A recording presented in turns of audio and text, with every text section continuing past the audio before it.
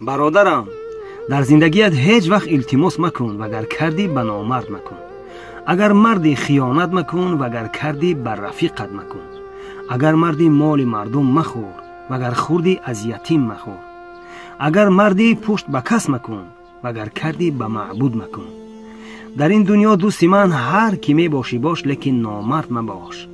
اگر از جانب طرفین شنیدی که برایت گفتن صحبت مردی خدا مردت کند، صحبت هر ناسزا سردت کند، پس خوش به حالت که شیرین گفتار و شیرین رفتاری.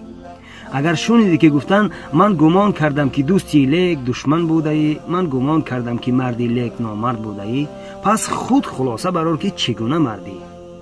زیرا دوستان خدا نباشند، لیکن زی خدا جدا نباشند. مرد خدا و حقانی باش، باقی هیچ.